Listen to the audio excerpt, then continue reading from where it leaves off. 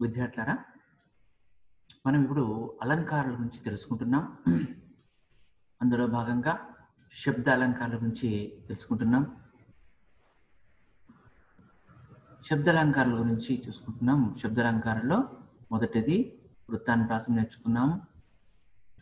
రెండవది చేకానుప్రాసం గురించి చెప్పుకున్నాము. మూడవ అలంకారము లాటనుప్రాసం గురించి చెప్పుకున్నాము. తర్వాత నాలుగవ అలంకారమైనటువంటి అంత్యానుప్రాసం గురించి ఈరోజు తెలుసుకుందాం. అంత్య అనుప్రాసం. ప్రాసాక్షరము. ప్రాస అంటే ఏంటి? పద్యపాదములోని రెండవ అక్షరాన్ని ప్రాస అంటాం. పద్యపాదంలోని రెండవ అక్షరము ప్రాస కాబట్టి ప్రాసము. ఇక్కడ ఏమంటున్నాము? అంత్య అనుప్రాసం. అంత్యం అంటే అంత్యంలో రావటం. అనుప్రాసము అంటే మరల రావటం. అనుప్రాసము మరల రావటం. అంత్య అనుప్రాసము. అంత్య అంటే చివర్లో రావటం. అంటే ఇక్కడ ప్రతిపాద అంత్యానుప్రాసము యొక్క లక్షణం ఏంటంటే ప్రతి పాదము చివర ఒకే అక్షరము కానీ లేకపోతే అక్షర సముదాయం కానీ ఉన్నట్లయితే దానిని అంత్యానుప్రాసాలంకారము అంటారు. ప్రతి పదం చివర ఒక అక్షరము కానీ లేకపోతే అక్షర సముదాయం, అక్షర సమూహం లేదా హల్లుల సమూహం లేదా వాక్యం,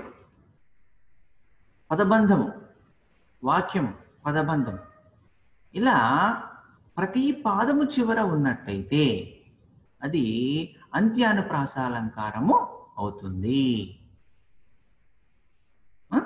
అంత్యానుప్రాసం అంటే ప్రతి పాదము చివర ఒక అక్షరము కానీ అక్షరం యొక్క సముదాయం కానీ ఉన్నట్లయితే అది అంత్యానుప్రాసాలంకారము అవుతుంది. ఉదాహరణకు చెప్పుకుందాం. ఇక్కడ భాగవతమున భక్తి,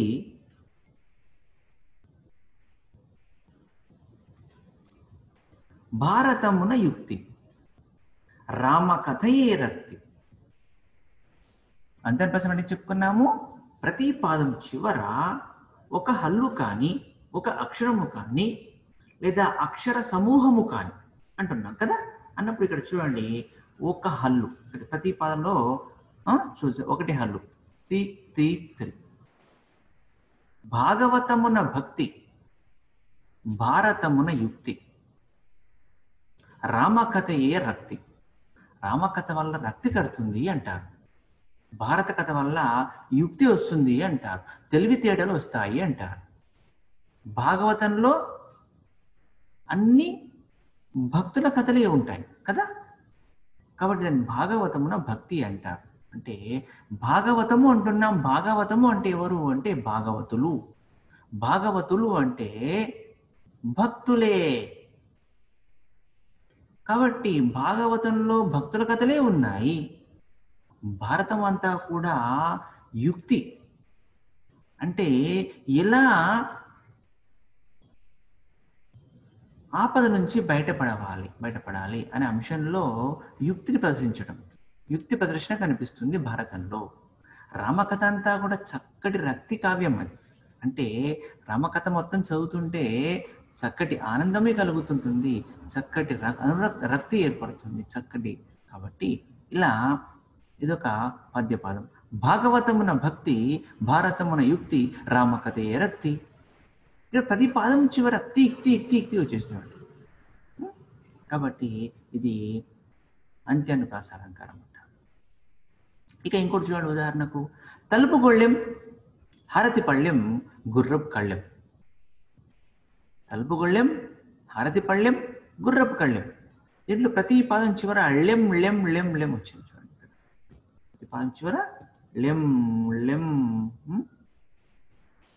లెం. తలుపు గొళ్ళెం, హారతి పళ్ళెం, గుర్రపు కళ్ళెం ఇలా ప్రతి పాదం చివర వచ్చేస్తుంది. అంటే ఈ విధంగా ప్రతి పాదం చివర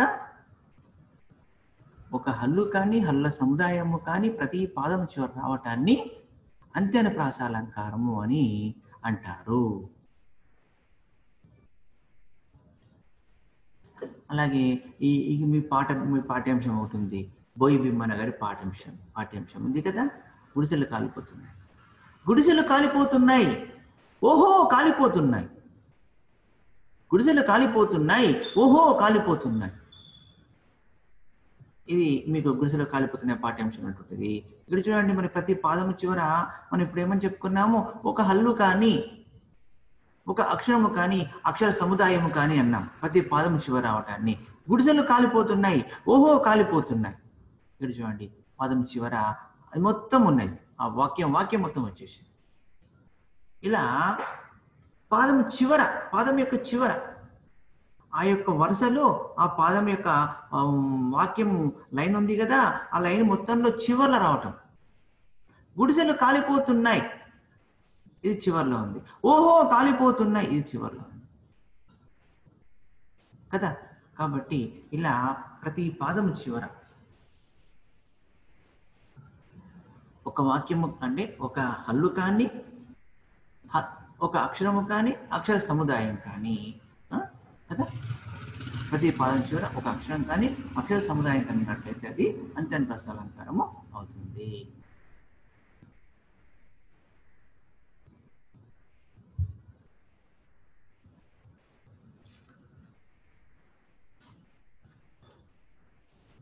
ఇంకా చెప్పుకోవచ్చు ఉదాహరణలు. గుండెలో శూలము, గొంతులో శల్యము. రాసుకుందామా? ఎగ్జాంపుల్ ఇచ్చారు ఇంకొకటి.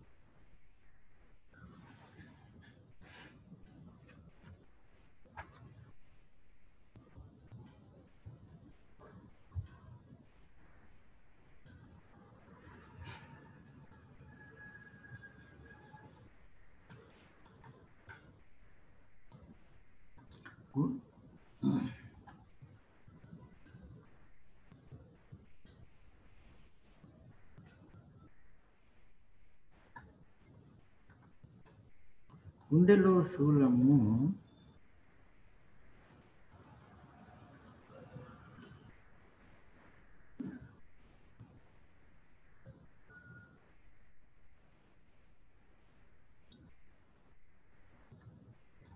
గొంతులో శల్యము. గొంతులో శూలము, గొంతులో శల్యము. ఇక్కడ చూడండి, శూలము శల్యము, లా లా ఇలా తీసుకోవచ్చు. అదే ఈ శూలము శల్యము అలా తీసుకోవచ్చు. లేదంటే ఇక్కడ ము ము ఇక్కడ తీసుకోవచ్చు. ఇలా ప్రతిపాదన చివరిలో ఉంటుంది.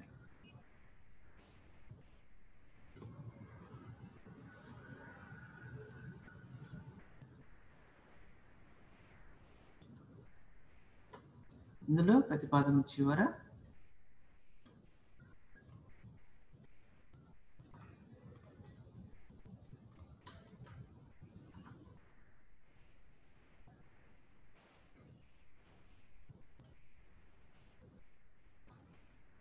చివర ము ఉంది. ఇందులో ప్రతిపాదన చివర ము ఉంది.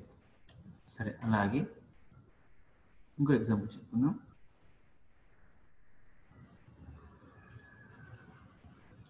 వేద శాఖలు వెలసే నిచ్చట. వేద శాఖలు వెలసే నిచ్చట.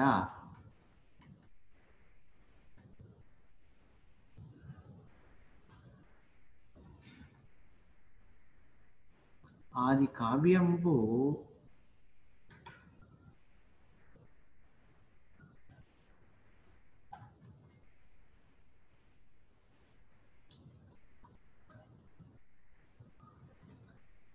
వేదశాఖలు వెలసనిచ్చట ఆది కావ్యం వలరనిచ్చట. ఇక్కడ చూడండి, నిచ్చట నిచ్చట.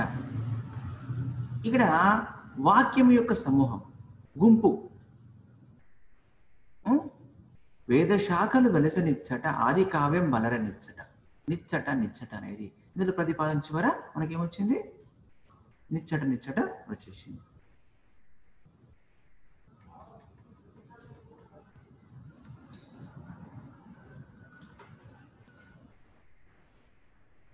ఇందులో ప్రతిపాదన చివర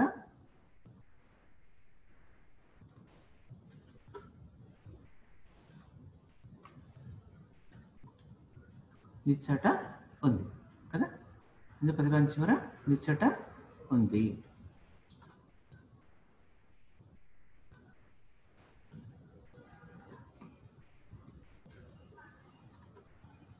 కదా. ఇందులో శల్యము శూలము శల్యము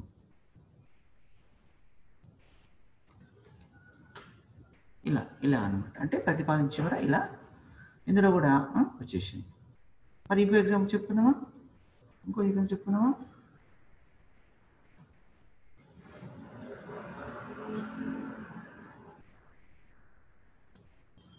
లోకాలు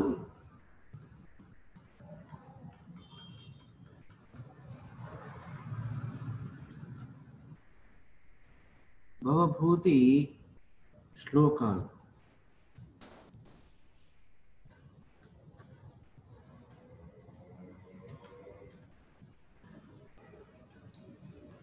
పరమేష్ఠి జూకాలు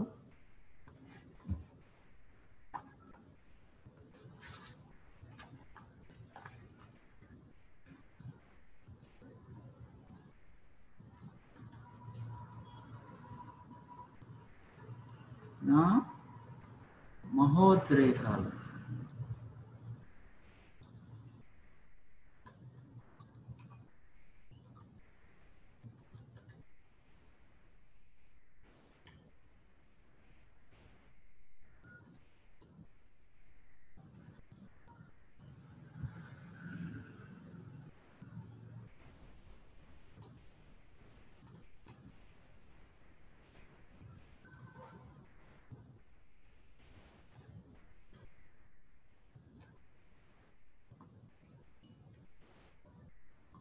చూడండి, ఇందులో మీకు అనిపిస్తుంది లోకాలు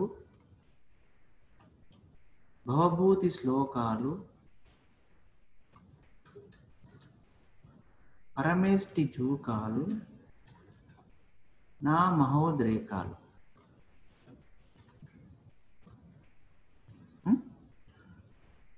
ఇలా చూసినట్టయితే మనకేం కనిపిస్తుంది? ఇలా ప్రతి పాదం చివర కాలు కాలు కాలు మనకు కనిపిస్తుంది కదా.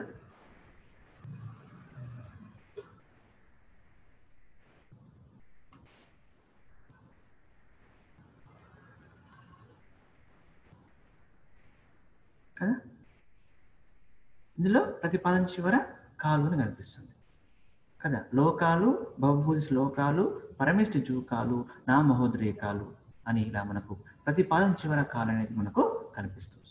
ఇలా ప్రతిపాదం చివర అందుకంటున్నా కదా అంత్య అనుప్రాసము అంటున్నాం కదా. అంటే ప్రతిపాదం చివర ఒక అక్షరము కానీ అక్షర సమూహము కానీ, అక్షర సమూహం అంటే ఒకటి కంటే ఎక్కువటువంటి కూడా అక్షర సమూహం. ఒకటి కంటే ఎక్కువ అక్షర సమూహాలన్నీ కూడా ప్రతి పాదము చివర రావటాన్ని అంత్యానుప్రాస అలంకారము అంటారు.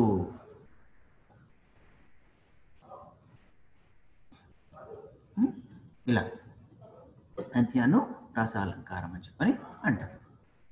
ఓకే, సరే, అంత్యానుప్రాస గురించి చెప్పుకున్నాం. తర్వాత